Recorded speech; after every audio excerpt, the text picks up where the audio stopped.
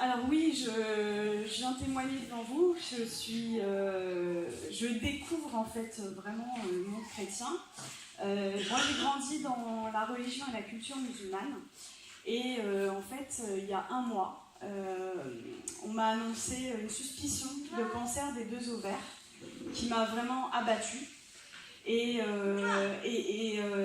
j'étais vraiment plus bas que terre, quoi. Vraiment, ça m'a abattue. On m'a dit, voilà, pour avoir des enfants, ça va pas être possible, ça va être traitement, etc., etc.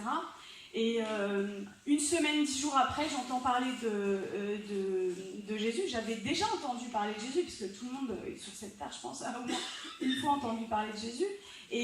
Mais là, cette fois-ci, c'était très fort. C'était quelqu'un qui témoignait. J'ai beaucoup pleuré sur des vidéos sur internet, et le soir même en fait je me suis mise dans ma chambre à genoux pour la première fois de ma vie devant Dieu, et j'ai dit: Jésus, si tu existes, moi ça m'intéresse pas juste d'entendre parler de toi en fait, je veux te voir maintenant, tout de suite, je veux te voir, et je veux te voir d'une façon que plus jamais je puisse douter de toi. C'était vraiment ma prière, du plus fond de mon cœur, du plus profond de mon cœur. Et il est venu en fait. Il est venu et en fait, si vous voulez, dans ses yeux sont pas comme les nôtres, c'est-à-dire qu'il y a tous les univers à l'intérieur. Et il m'a transpercé en fait en plein cœur avec son amour. Et il m'a donné une envie qui, pour quelqu'un qui a grandi dans la culture musulmane, est incompréhensible.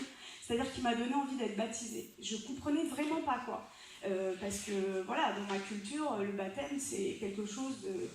Et le lendemain matin, je me réveille, je cherche partout où est-ce que je peux être baptisée. Donc je regarde les églises catholiques, protestantes, tout. Il n'y a rien qui me disait. Je dis, maintenant, oriente-moi, quoi. Et donc, j'ai rencontré Jésus le 11 juillet. Le 13 juillet, j'étais baptisée. Amen. Et le soir même, je me retrouve dans ma chambre. Et en fait, juste pour vous dire, j'avais des douleurs depuis 4 ans, tous les jours. Tous les jours, j'avais mal, en fait. Et le soir même, je me retrouve dans mon lit. Et je commence à parler une langue où je comprends aucun mot.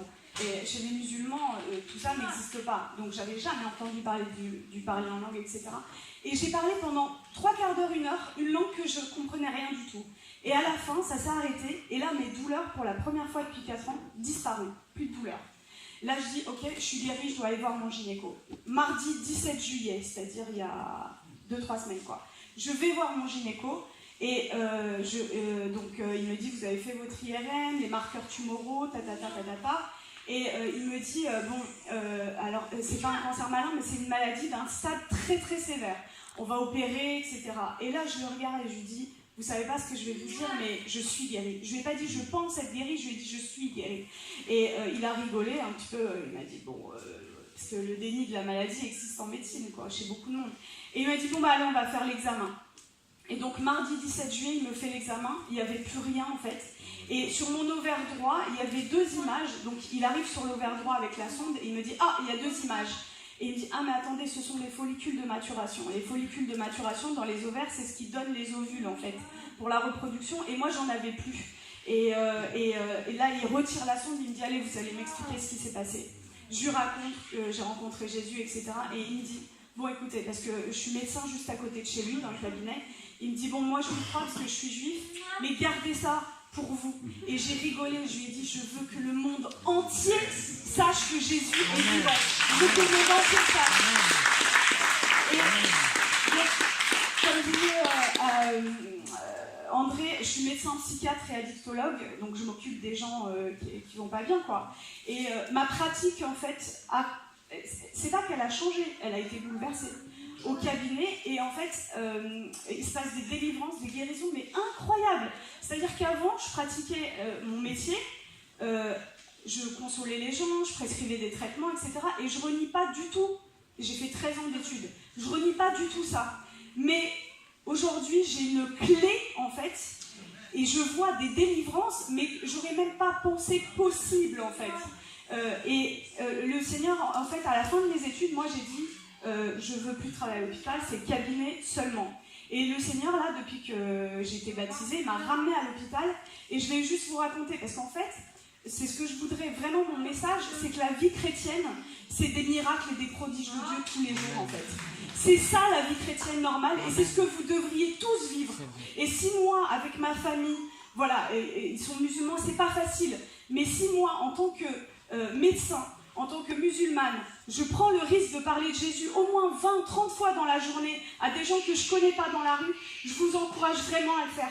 Parce que c'est comme ça que le feu de Dieu augmente en fait en vous. Et je vais juste vous raconter en fait ma dernière garde à l'hôpital, dimanche, pas qui vient de passer, mais celui d'avant. Les infirmiers, ils n'y croyaient pas en fait. C'est-à-dire qu'on a passé une nuit blanche et il y a eu miracle sur miracle, sur miracle, sur miracle. Et je vous raconte juste un des cas, parce qu'il faut bien que je choisisse. Une jeune femme, 2e année de droit, qui arrive amenée par ses parents en fait, mutique. Ça fait une semaine, elle n'a pas dit un mot, mutisme. Et l'infirmier vient me voir, on a passé une nuit difficile parce qu'il y a eu beaucoup de cas, et il vient et il me dit bon bah tu vas voir, ça va être hyper facile, je viens de passer 1 heure avec elle, elle m'a pas sorti un mot. Et moi dans mon cœur je dis mais c'est pas le projet de Jésus. Et j'arrive dans la chambre, je lui dis bonjour, je lui présente ma main pour lui serrer la main, et là elle ne répond pas. Et intérieurement je fais une prière de délivrance au nom de Jésus. Et là, elle commence à me parler normalement, mais vraiment normalement quoi. Et l'infirmier arrive 5-10 minutes après, il ouvre la porte et il nous regarde. Et au lieu de venir s'asseoir à côté de moi, parce que quand on voit un patient, en fait, le médecin et l'infirmier sont à côté, il va au fond de la chambre, il croise les bras, il nous regarde. Et je vois, il se gratte la tête. Il n'y croyait pas. Et toute la nuit, ils ont vu ça. Et ils m'ont dit, mais qu'est-ce qui se passe en fait? Qu'est-ce qui se passe? Et tous les jours, je vois ça. Et juste pour terminer, vous avez l'antidote. Jésus est l'antidote. Vous avez un antidote. Le monde entier a le poison. Qu'est-ce que le poison? C'est de ne pas connaître Jésus. Ne gardez pas votre antidote pour vous. Partagez-le. C'est limite, je vais utiliser un terme médical, non-assistance à personne en danger. De voir des gens malades, des gens pas bien, et vous passez, et vous avez l'antidote. Ne gardez pas l'antidote. Partagez-le, partagez-le. C'est ce que le Seigneur veut, quoi. Voilà. Merci, hein.